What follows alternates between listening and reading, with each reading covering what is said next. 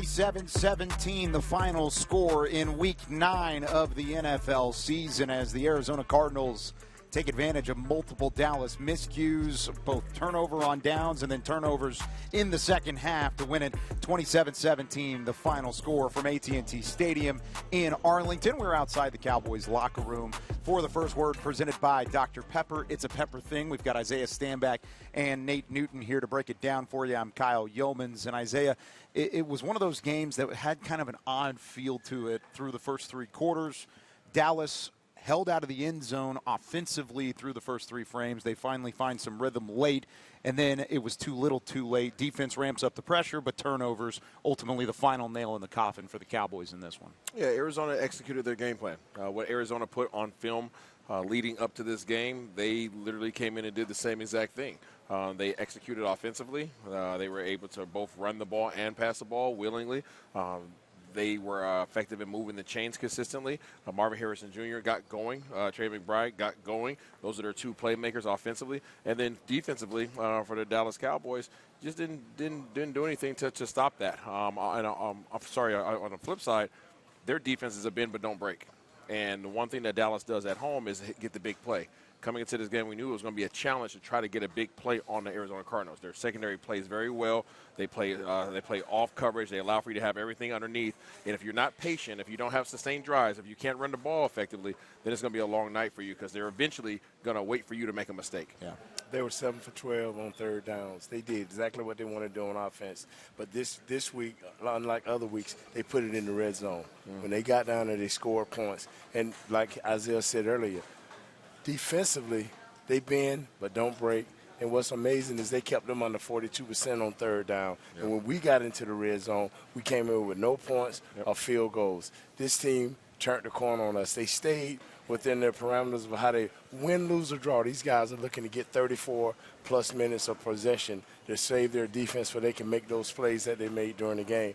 They came out, executed their game plan. Us tonight wasn't so good. Yeah, that's exactly the case. And when you look at everything as a whole in this one, Jacoby Brissett goes 21 of 31 passing. He has a couple passing touchdowns, multiple guys running the football effectively for Arizona. Marvin Harrison Jr. had a phenomenal first half.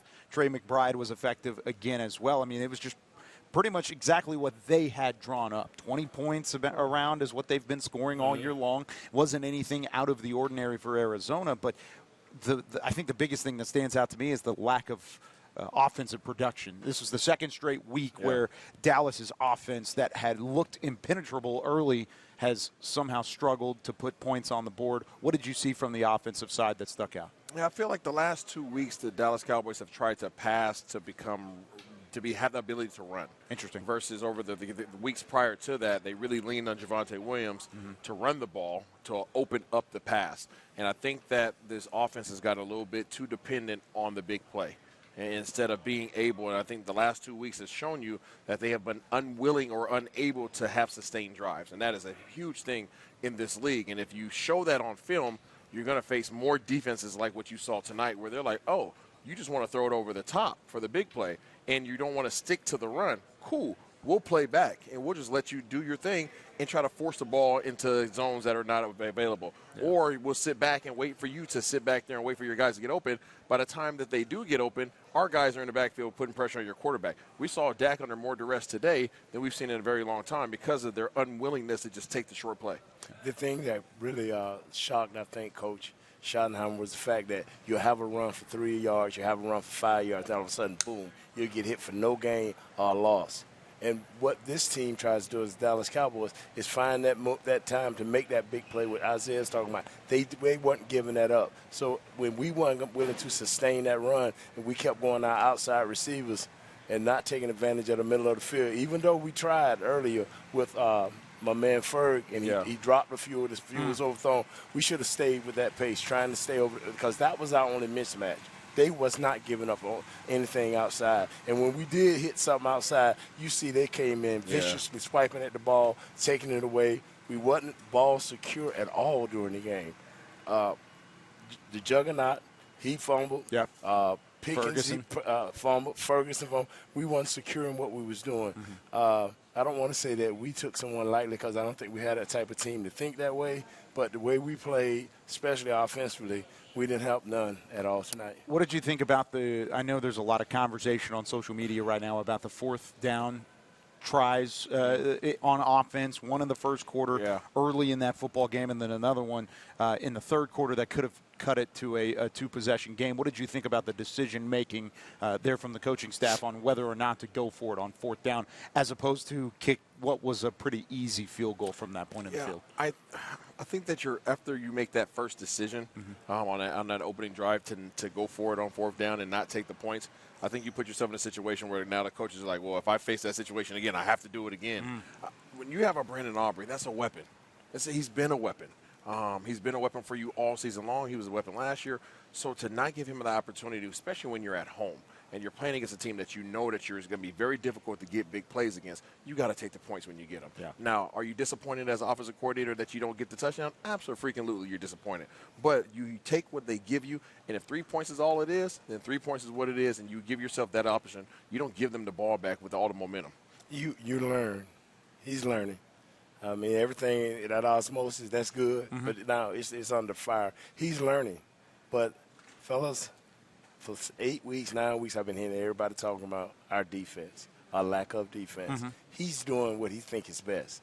He's thinking that at any moment his defense is going to break loose like a dam. You can't stick up with so many fingers. We got guys going down, DBs going down all over the place. So it changes your aggressiveness. Yeah, it does. But now we had our front line play, I think, one of the better games. Yeah. But now our secondary fell victim. So I don't blame Coach. You're learning on the run, but you do have a weapon in that dude, Aubrey. I'll get back to the defense here in a couple of moments because I think you're right. You could talk about the front seven having a better day as a whole and putting pressure on Arizona.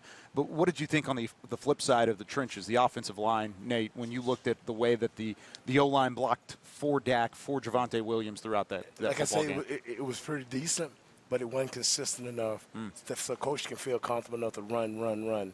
You know, we never got that run. Like I said, we hit 5, we hit 3, then it's a loss, or either it's a no gain. So that a coach is always thinking, okay, can my defense hold up? Can they get guys off the field? And like I said, they were 7 for 12 on third downs. I mean, some long third downs. They converted 6 of their first 8, too. Thank you. Yeah. So that's kind of hard. And then they controlling the ball, too. We weren't controlling the ball. They ended up with 33 minutes time of possession to our 27-something. So, and especially in the first half, they were 17 minutes to our, about 12. So we weren't controlling nothing. And to that point, Javonte Williams had 15 carries. Yes. We talked about it in the pregame show. Had 13 last week. 13. Anytime Javonte Williams has 13, 15 carries anywhere in that region, it doesn't usually result well. Also, Dak got sacked 5 times. Dak got put on his back 5 times versus a 3-4 defense, which is not very common. Yeah. There was a number of times where not only did he get on the ground in terms of sacks, he avoided a bunch of sacks. A bunch, at least probably 5. So he could have been put on the ground a lot more than that had he not used his elusiveness. But he was under duress a lot this game. So you never felt like Dak was able to sit back and be comfortable and deliver the ball. When he did deliver the ball, we had drops. We had mishaps there. We had overthrows. But a lot of times he was throwing with people chasing him.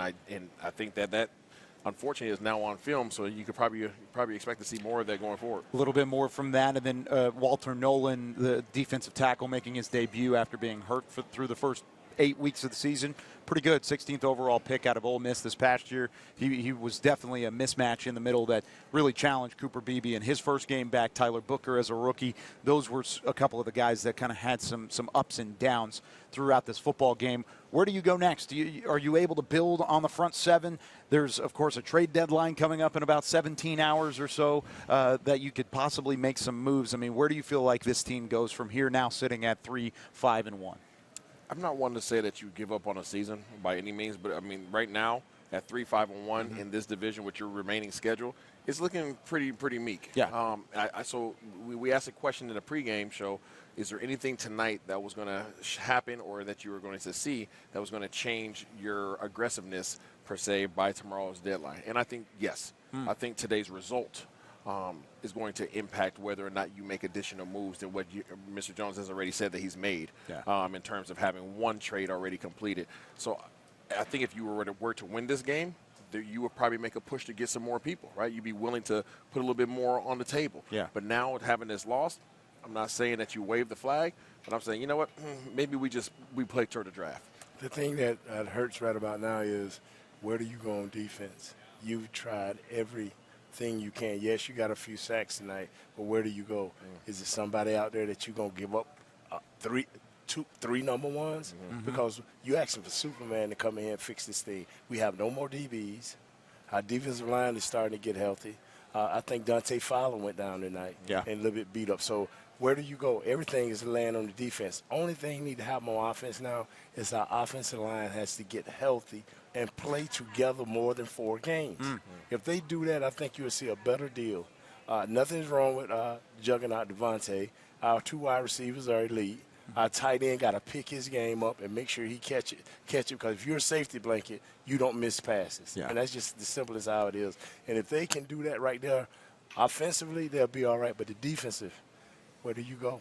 Yeah, and that's the question that everybody in Cowboys Nation is asking after this one. 27-17, the final score, Arizona on top of Dallas in Week 9. We have more post-game reaction coming from right in there, and right behind us, Jerry Jones talking to the media as we have Cowboys game night coming up in a matter of moments. For Isaiah Stanback and Nate Newton, I'm Kyle Yeomans. Here are the final stats brought to you by Dr. Pepper. It's a Pepper thing. Arizona takes care of business 27-17. They get their first win since a 2-0 start to the regular season. Dallas falls to 3-5-1. Once again, more post-game reaction coming your way here from AT&T Stadium. But that does it for the first word presented by Dr. Pepper.